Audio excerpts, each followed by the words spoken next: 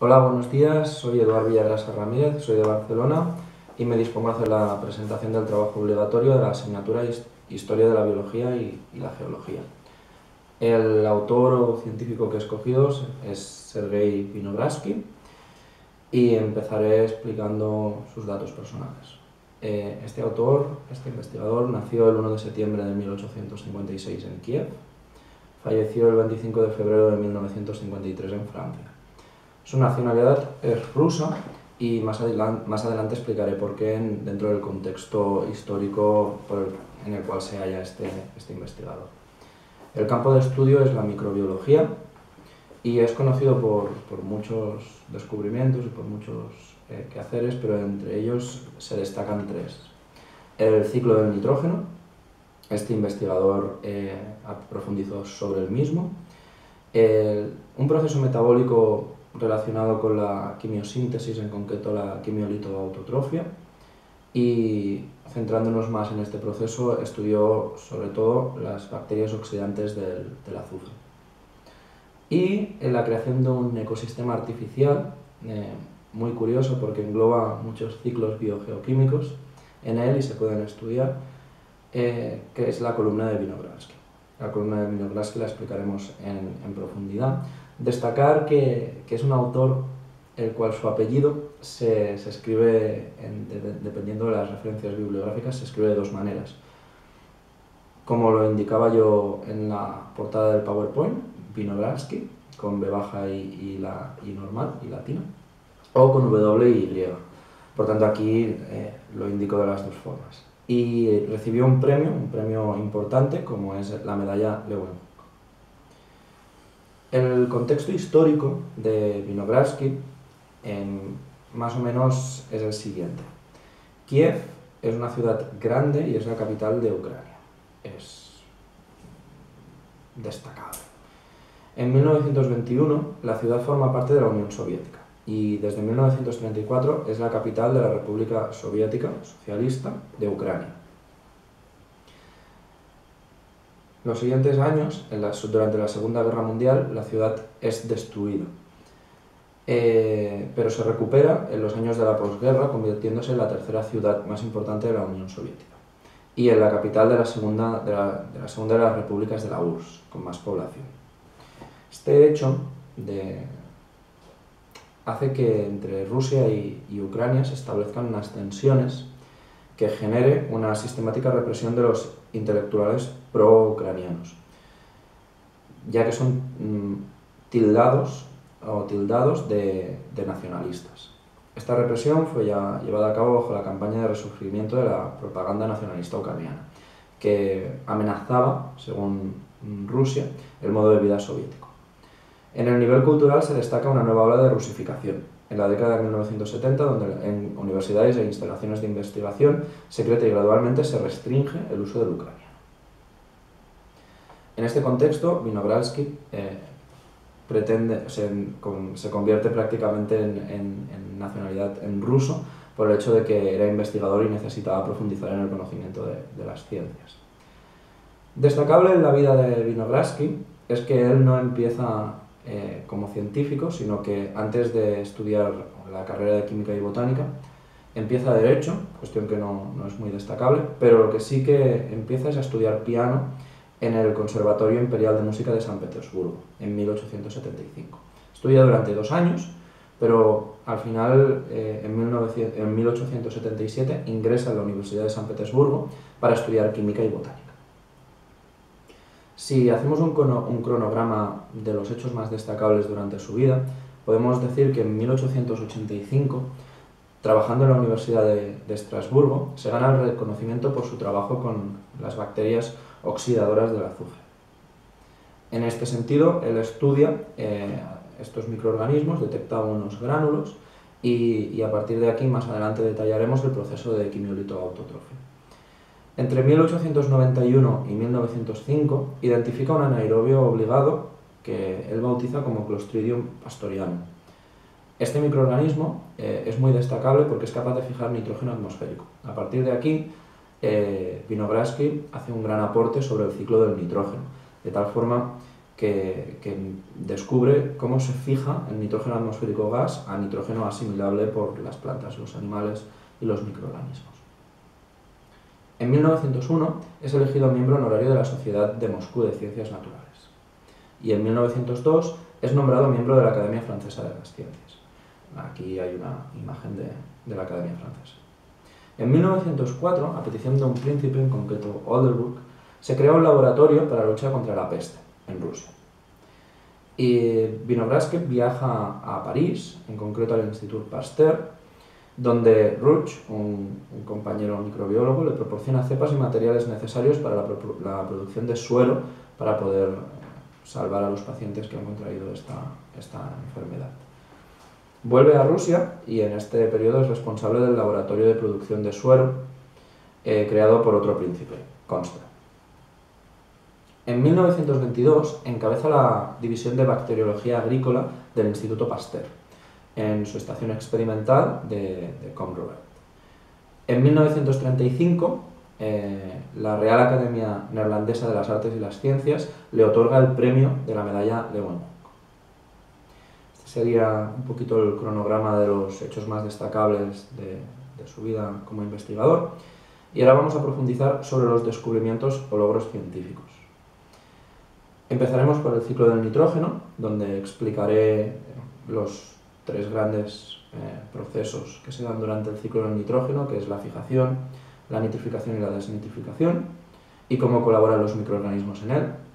Y hablaremos sobre el Clostridium pasteurianum, que es el microorganismo que descubre Vinogradski en los nódulos de las leguminosas. Como segundo descubrimiento hablaré de la quimiolitoautotrofia y en concreto de su trabajo sobre las bacterias oxidadoras del azufre. Y para finalizar estudiaremos la columna de Vinogradski, que es este ecosistema artificial donde se pueden comprobar diferentes metabolismos microbianos dentro de un mismo ecosistema. Antes de hablar sobre el ciclo del nitrógeno, sí que me gustaría concretar el término quimiolitotrofia, quimiautotrofia, quimiosíntesis.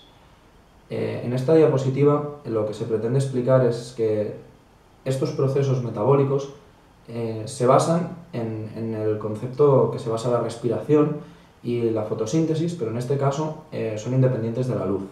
Es decir, a partir de un compuesto reducido, ya sea de azufre o de nitrógeno, como puede ser en el caso del azufre el ácido sulfídrico y en el caso del nitrógeno el amoníaco, se genera una oxidación de este compuesto hasta sulfato o nitrato, generando ATP, energía, y utilizando como fuente de carbono CO2.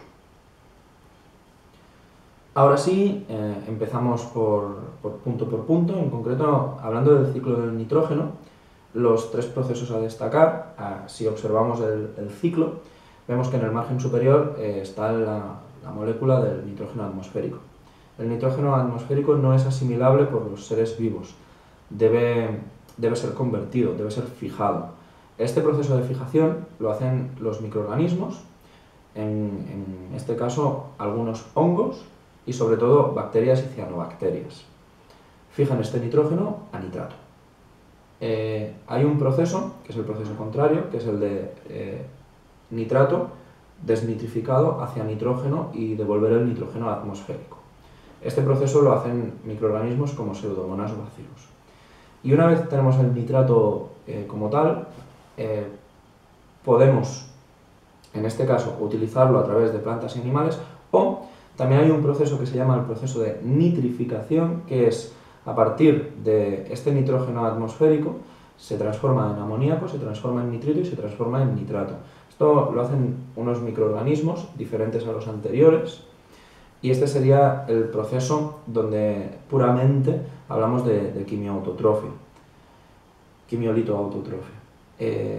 Si detallamos estos procesos más con una lupa, podemos ver que en el proceso de fijación lo llevan a cabo bacterias y cianobacterias y que esta fijación del nitrógeno puede ocurrir de tres maneras diferentes. Una de ellas ya la he explicado, que es la fijación biológica, que ciertos grupos de bacterias son capaces de convertir el nitrógeno atmosférico en amonio asimilable para las bacterias del suelo o en otros compuestos derivados del nitrógeno, pero sí asimilables por microorganismos o por organismos directamente. Luego hay la fijación atmosférica, que es una fijación a partir de fenómenos atmosféricos, como por ejemplo pueden ser las tormentas. La energía de las tormentas hace que el nitrógeno se fije y pueda ser asimilable por las plantas. Luego los humanos tenemos una tercera fijación del nitrógeno a partir de observar estas dos anteriores. Entonces reproducimos el mismo proceso, ya sea biológico o atmosférico, de manera artificial. Este proceso ha llevado a la generación de nitrógeno fijado de forma artificial, cuestión que ha hecho que haya procesos que no hablaremos en este trabajo, pero que son procesos que llevan a un exceso de nitrógeno en los cultivos y provocan eutrofización de los mismos. Hablando de la nitrificación, podríamos citar a Clostridium, Nitrosomonas y Nitrobacter por orden. Clostridium pasa del nitrógeno a amonio, Nitrosomonas a nitrito y Nitrobacter a nitrato. Estas bacterias del suelo lo que hacen es que el nitrógeno no asimilable pueda ser asimilado a partir de la oxidación del mismo. La desnitrificación la realizan Pseudomonas y Bacillus y consiste a nivel de un sustrato anaeróbico obtener este nitrato y desnitrificarlo, devolver el nitrógeno en forma de nitrógeno gas a la atmósfera.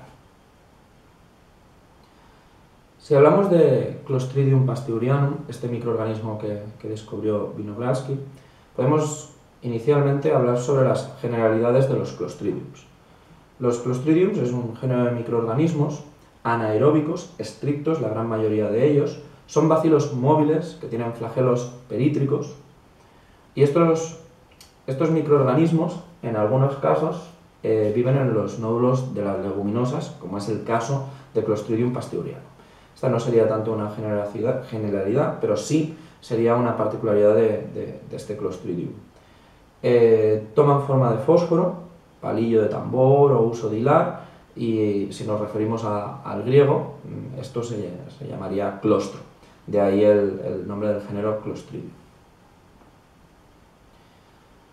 La identificación de este anaerobio obligado fue un hecho destacable a nivel del ámbito de la ciencia, ya que a partir de descubrir Winogradsky este Clostridium capaz de fijar el nitrógeno atmosférico en 1890, pues generó una línea de investigación para muchos microbiólogos que insistieron sobre estos procesos con posterioridad. En la imagen se puede ver a Clostridium y su gránulo de azufre su gránulo de compuesto nitrogenado dentro del mismo y la capacidad para encapsularse.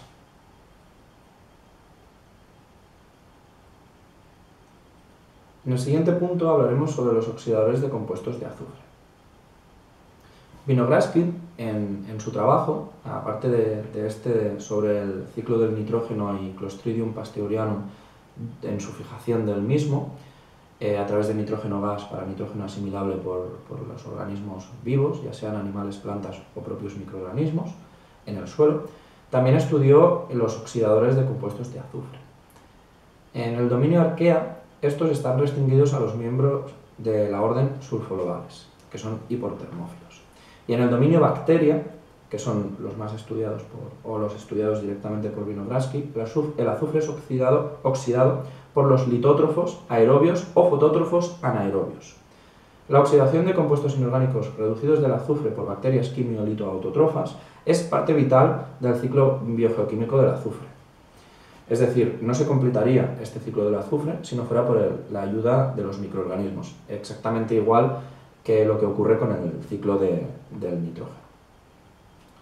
En esta diapositiva hablo sobre la quimiosíntesis, hablo sobre su característica autotrófica, sobre qué es un tipo de nutrición y sobre qué es independiente de la luz. También destaco que la fuente de carbono es el CO2 y que la fuente de energía es a través de la reacción de oxidación del compuesto reducido para compuesto oxidado. En esta siguiente diapositiva, de lo que se quiere hablar o de lo que se pretende hablar es sobre las dos fases mayoritarias. La primera, de generación de energía a partir de la oxidación, donde se genera ATP, y poder reductor, y la segunda, donde se fija dióxido de carbono. Para generar poder reductor en forma de coenzimas reducidos, sobre todo NAT, una parte del ATP generado se utiliza para provocar un transporte inverso de electrones en la misma cadena transportadora. Es un proceso respiratorio. Centrándonos en procesos un poquito más complejos y que hablaremos un poco por encima, si hablamos de la bioquímica de la oxidación de compuestos del azufre, podemos destacar que los electrones entran en la cadena transportadora de electrones, la flavoproteína o en el citocromo C. Los electrones se transportan hasta el oxígeno, que acepta a los mismos, y allí se genera la fuerza motriz de protones y la síntesis de ATP. En este esquema podemos observar de donde a partir del compuesto inorgánico hay un flujo de protones que genera ATP y se produce oxígeno, o sea, directamente se actúan estos electrones sobre el oxígeno, y que el CO2 hay una biosíntesis de CO2 como fuente de carbono a través de este proceso por la fuerza motriz de protones generados a partir del NAT. Estas son particularidades en las cuales podemos decir que del azufre reducido, es decir, habitualmente de ácido sulfídrico, se oxidan inicialmente a sulfitos, y después este sulfito es oxidado a sulfatos. Este sulfato se puede oxidar, o sea, el sulfito puede ser oxidado a sulfato mediante dos formas. Mediante la enzima microbiana sulfito oxidasa, que transfiere electrones a la cadena transportadora de electrones a nivel de citocromo C, y la formación de ATP por la fuerza motriz de protones, por la fuerza motriz de protones, es la más común, o mediante una proteína que se llama APS, que produce enlaces fosfato de alta energía mediante la fosforilación a nivel del propio substrato. Sobre todo Winogradsky lo que demostró es que los resultados del azufre mediante la oxidación del mismo a partir del sulfuro de hidrógeno es una fuente de energía. Y esto fue un gran descubrimiento, porque a partir de ahí otros investigadores, exactamente igual como ocurrió con el nitrógeno, pudieron indagar más sobre este proceso. Lo que sí que Winogradsky dejó claro es que se podía producir energía a nivel biológico, microbiológico en este caso, a partir de la oxidación de compuestos reducidos del azufre. Y que había microorganismos, en concreto los que él estudió, que eran oxidadores de este azufre y que eran capaces de hacer este proceso. Los quimiolitotróficos del azufre principalmente son aeróbicos. Existen algunos anaeróbicos, pero en este caso serían los que hemos hablado anteriormente, que son los que utilizan el nitrato como aceptor. Los compuestos más comunes del azufre que pueden ser utilizados como fuente de energía son el ácido sulfídrico, el azufre elemental y el tiosulfato. En la mayoría de los casos el producto final de la oxidación es sulfato, y en este caso se indican unas reacciones que no comentaré, pero que simplemente son procesos de oxidación de compuestos reducidos a compuestos más oxidados. Hablando de la columna de Winogradsky, que es este microecosistema que él inventó o que él descubrió, podemos decir que es una demostración clásica de cómo los microorganismos ocupan microespacios altamente específicos de acuerdo con sus tolerancias medioambientales y sus necesidades vitales, requerimiento de carbono y energía, y que además ilustra cómo diferentes microorganismos desarrollan sus ciclos. En la interdependencia existe una interdependencia entre ellos, es decir, que hay una relación entre los ciclos, entre las capas, a través de oxidación y reducción de los compuestos, como por ejemplo pueden ser nitrógeno o azufre. El montaje consta de un cilindro ancho de cristal que se llena con lodos ricos en materia orgánica. Se añaden más restos orgánicos y se añade mezcla de sulfato de calcio y carbonato de calcio. Se mezcla bien, se aprieta y se llena de agua de un lago. Una vez esto, se pone en una ventana y al sol. En la zona inferior se desarrolla fermentación y reducción de sulfato. Por encima de esta hay bacterias y verdes bacterias verdes y rojas del azufre, que son las oxidadoras del azufre, y justo encima de estas hay bacterias rojas no del azufre y las bacterias fotosintéticas, cianobacterias y algas. Aquí tenemos una imagen de la columna de Vinogradski, donde se puede ver capa por capa qué son los microorganismos que la ocupan, y me gustaría finalizar la presentación destacando la bibliografía y la webgrafía que he utilizado para ella. Pues muchas gracias por haberme escuchado y espero que os haya gustado.